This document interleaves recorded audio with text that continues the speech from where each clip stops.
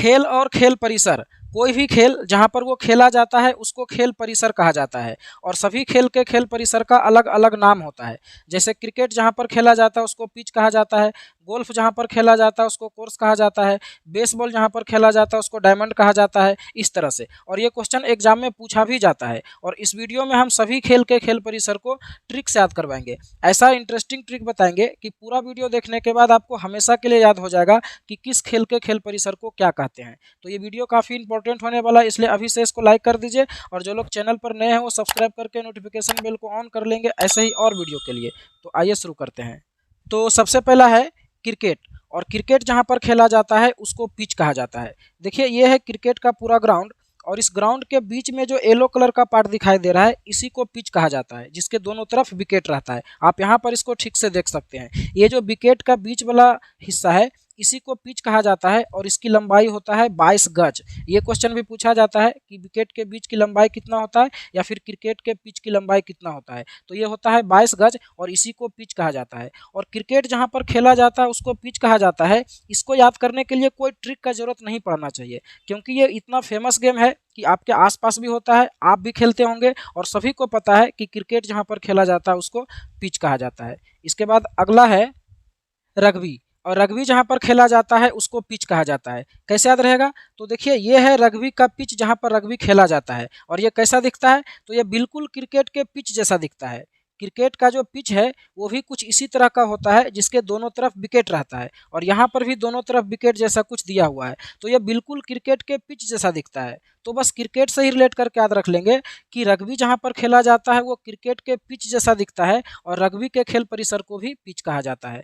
इसके बाद अगला है फुटबॉल, हॉकी और पोलो। और इन तीनों खेल के खेल परिसर को फील्ड कहा जाता है। कैसे याद रहेगा? तो देखिए फुटबॉल, हॉकी और पोलो, इन सभी खेलों को खेलने के लिए बहुत बड़े ग्राउंड की आवश्यकता होती है। आप यहाँ पर देख सकते हैं, यह है फुटबॉल का ग्राउंड जो कि बहुत बड़ा होता है।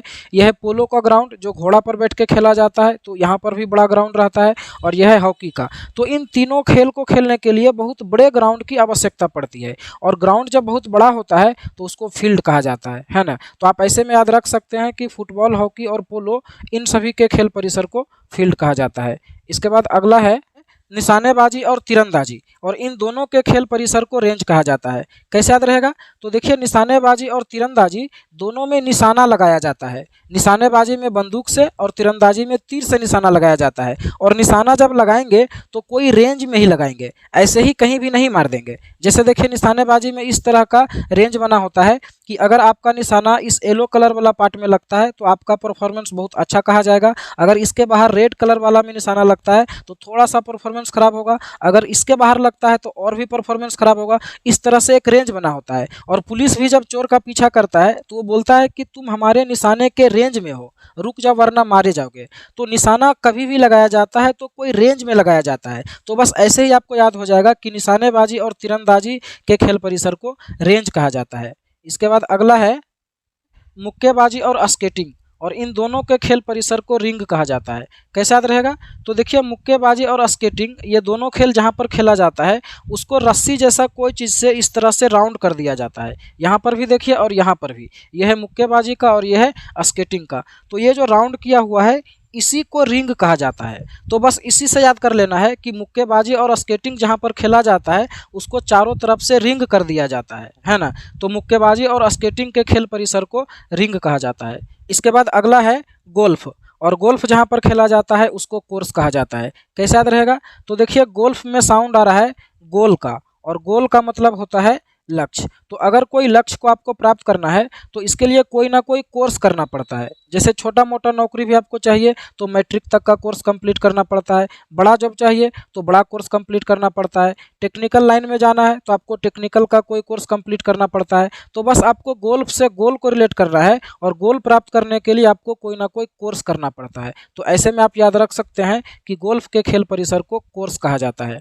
इसके बाद अगला है badminton, tennis, netball, kho kho, kabaddi, squash, handball और वॉलीबॉल, और इन सारे खेल के खेल परिसर को कोर्ट कहा जाता है। ये जो सारा खेल है सभी का खेल परिसर एक ही जैसा देखने में लगता है, हालांकि सभी में डिफरेंट होता है लेकिन सभी देखने में ऐसा ही लगता है और इसको कोर्ट कहा जाता है। कैसे याद रहेगा? तो देखिए इस कोर्ट को हम रिलेट करेंगे उस कोर्ट से जहाँ पर जजमेंट होता है। तो आप कोर्ट में देखे होंगे कि अलग अलग पार्ट बना होता है, इधर एक कटघड़ा बना रहता है जिसमें मुजरिम खड़ा होता है, इधर भी एक कटघड़ा होता है ना, इधर ऊंचाई पर जज साहब बैठे होते हैं और इधर पब्लिक बैठा होता है और बीच में वकील रहता है। तो सभी के लिए अलग अलग पार्ट बना होता है और यहाँ पर भी आप देख पा रहे हैं कि लाइन खींच खींच कर अलग अलग पार्ट बनाया हुआ है। तो ये देखने में बिल्कुल कोर्ट के जैसा लगता है। तो आप ऐसे में आप याद रख सकते हैं कि इन सभी के खेल परिसर को कोर्ट कहा जाता है।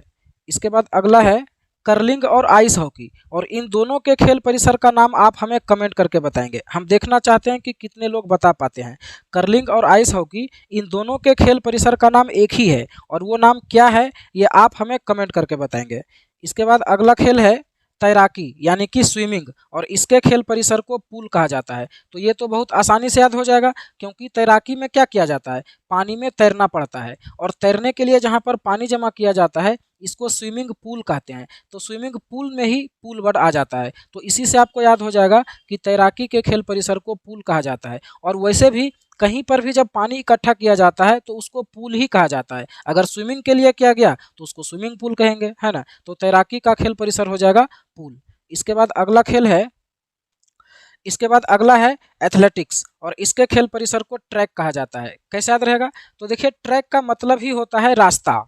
ट्रेन जिस रास्ते पर चलती है उसको ट्रेन का ट्रैक कहा जाता है। तो कोई भी चीज़ जिस रास्ते पर चलती है वो उसके लिए ट्रैक कहलाता है। और एथलेटिक्स में क्या होता है, दौड़ना पड़ता है। तो दौड़ने के लिए भी कोई ना कोई रास्ता होगा, जैसे यहाँ पर देखिए सभी के लिए अलग अलग रास्ता बना हुआ है। तो जो भी लोग इसमें दौड़ रहे हैं इनके लिए ये क्या है, रास्ता है, यानी कि ट्रैक है। तो आपको याद रखना है कि ट्रैक का मतलब ही होता है रास्ता, और एथलेटिक्स में दौड़ना पड़ता है तो दौड़ेंगे कहाँ पर, रास्ता पर, यानी कि ट्रैक पर। तो ऐसे में आपको याद हो जाएगा कि एथलेटिक्स का जो खेल परिसर है उसका नाम है ट्रैक। इसके बाद अगला है टेबल टेनिस, और टेबल टेनिस के खेल परिसर को बोर्ड कहा जाता है। कैसे याद रहेगा?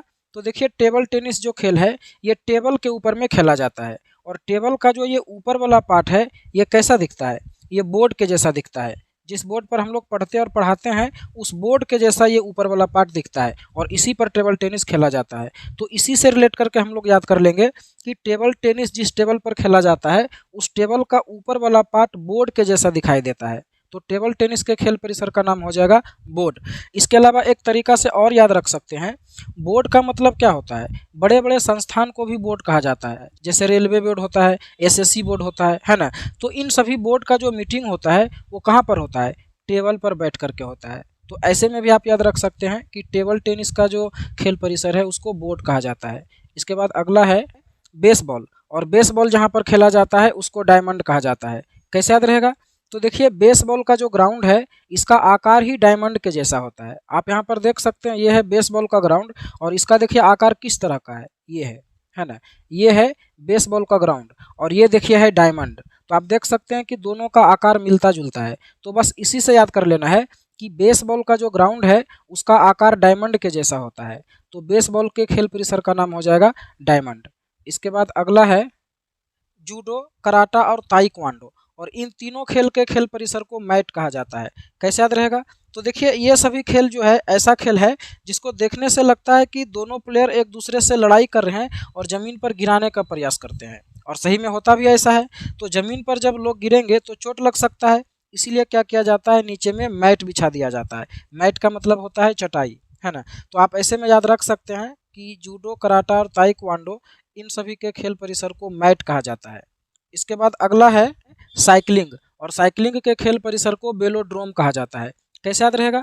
तो देखिए साइकिलिंग में साइकिल का साउंड आ रहा है, और ऐसे भी इसमें साइकिल चलाया जाता है, और वेलोड्रोम में देखिए बेल लिखा हुआ है। अगर आप केवल इतना सा पढ़ें तो देखिए बेल लिखा हुआ है, और बेल का मतलब क्या होता है, घंटी होता है। तो घंटी कहाँ पर होता है, साइकिल में होता है। तो ऐसे में आप याद रख सकते हैं कि साइकिलिंग के खेल परिसर को वेलोड्रोम कहा जाता है। साइकिलिंग से साइकिल हो जाएगा, और वेलोड्रोम में बेल है जिसका मतलब होता है घंटी।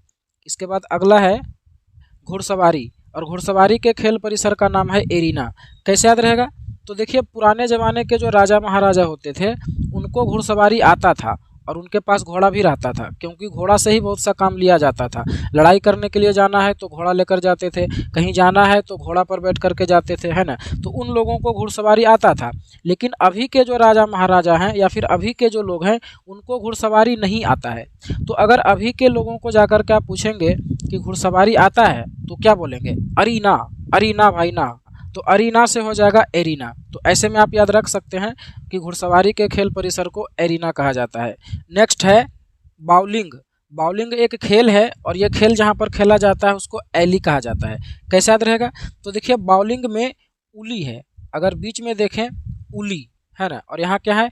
एली।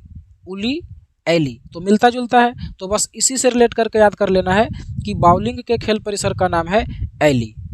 तो अभी तक हम लोग सभी खेल के खेल परिसर को ट्रिक से याद करने का प्रयास किए और अब हम लोग इसके ऑब्जेक्टिव क्वेश्चन का प्रैक्टिस करेंगे।